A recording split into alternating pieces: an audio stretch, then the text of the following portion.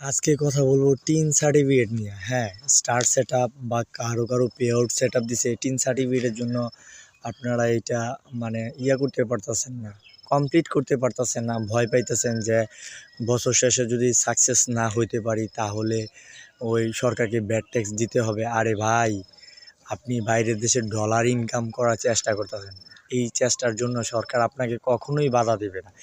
যে বলে tin certificate খুললে ব্যাড ট্যাক্স দিতে হয়, ভাই আপনি যদি সফল না হন তাহলে আপনি কিভাবে সরকারকে ব্যাড দিবেন, ট্যাক্স দিবেন? আর যারা অনলাইনে কাজ করে ওদের তো ব্যাড ট্যাক্স একদম মাপ। সরকার তো এটা নেয়ই না, কারণ আপনি বাংলাদেশে থেকে বাইরের দেশের ডলার আনতেছেন বাংলাদেশে, এর জন্য এটার কোনো ব্যাড ট্যাক্স নেবে না। আর যারা বলে এটা একবার খুলছে এই জীবনের জন্য একবারই হয়, হ্যাঁ এইটা আমি মানি, এটা সত্যি। টিন সার্টিফিকেট একবারই হয়, এইটা আর দ্বিতীয়বার হয় না।